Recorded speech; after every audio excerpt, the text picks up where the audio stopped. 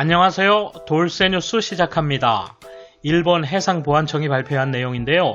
어제 나가사키현 단조군도 서쪽 해상에서 자국 측량선을 향해 한국해양경찰청 선박이 조사활동 중단을 요구했다는 소식입니다. 자기들 배타적 경제수역 안쪽이라 주장하면서 조사활동을 계속하자 해경은 나란히 항해하며 계속 중단 요구를 했고 일본은 외교 경로를 통해 이를 항의했다고 하는데요. 이곳은 양국의 200캐리 중첩수역에 해당한다고 합니다. 한국이 이 부근에서 조사 중단을 요구한 건 처음이라고 하는군요. 이에 대한 한일 누리꾼 반응을 비교해 보았습니다. 야후재팬 반응과 네이버 반응 추천 순으로 나갑니다.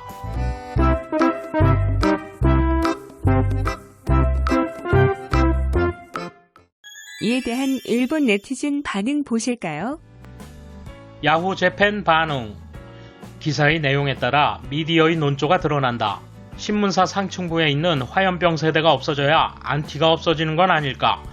한중의 주장을 아무 비판도 없이 게재하고 그 나라에 달라붙는 매체라니 머리가 어떻게 됐나? 이제 일본 근해에서 다른 나라가 제멋대로 행동하는 것을 항의하거나 유감으로 받아들이는 것은 그만둡시다. 실력 행사로 배제하지 않는 한 그만두지 않습니다. 온화하고 부드러운 태도로는 안 돼요. 사진만 보면 상당히 접근한 걸 알 수 있는데 중국의 센카쿠 침입에 대해서 일본 정부가 화가 치밀어도 아무것도 하지 않는 걸 역이용하여 중국과 같은 행동을 흉내낸 건지 중국 정부에서 지시가 있었는지 배경을 이해할 필요가 있다. 즉 중국의 지시가 있어 일본 측의 중지를 요구해온 것이다. 중국 정부는 센카쿠 열도 주변 해역에서 영해 침입을 되풀이하고 있는데 이번 한국의 행동은 중국에 대한 협력 행동이라 말할 수 있다. 자산 압류 행위는 이미 일본 국익을 해치고 있습니다. 경제 제재를 날짜를 정해 단번에 실시 단교해야 할 때입니다. 그래도 현지에 남고 싶은 기업과 사람은 현지인으로서 후회하지 않는 인생을 보내주세요. 정부는 결심하세요. 해상보안청에 위험이 미칩니다. 자위대를 보내주시기 바랍니다. 전수방위 범주입니다.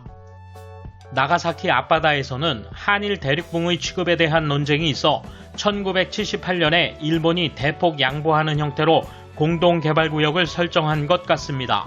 지도를 보면 상당히 부자연스러운 형태로 한일 공동개발구역이 마련되어 있습니다. 그 계약기간이 앞으로 8년이면 끝납니다. 계약의 효력이 끝난 후의 다툼을 내다보고 한국의 배타적 경제수역이라는 기정사실을 계속 쌓아가자는 것이겠지요. 네이버 반응. 기자가 제정신인가?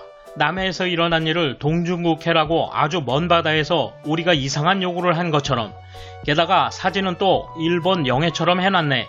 메시마 서쪽 141km 지점인 배타적 경제수역이 겹치는 곳인데도. 우리도 측량선 보내서 조사활동을 하라. 그 옆에서 해경이 지키고 맨날 징징거리지만 말고 적극적으로 하라.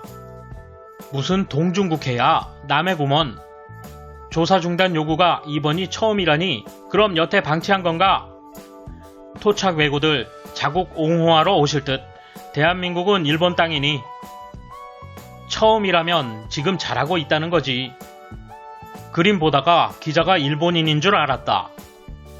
일본이 작성한 기사를 번역한 듯 일본의 입장에서 쓰인 기사 같네. 개소름. 저것들은 항상 슬금슬금 넘어오더라. 중국이나 일본이나 화해를 권유하는 자가 배신자다. 일본과의 화해를 권유하는 자가 친일 매국노 토착 왜구다.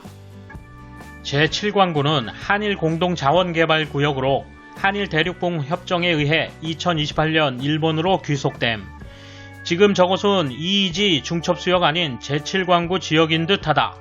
정권에서 7광구를 핑계로 첫 시도를 한 것 같다. 돌쇠 한마디. 재밌네요. 배댓글과 마지막 글이 서로 일맥상통하네요. 자국 언론 비판과 제7광구. 일본인들은 말을 참 길게 하고 우리는 간단 명료. 재밌네요. 감사합니다. 돌쇠 물러갑니다. 이번 소식은 여기까지입니다. 시청해주셔서 감사합니다. 돌쇠처럼 우직하게, 마님처럼 화끈하게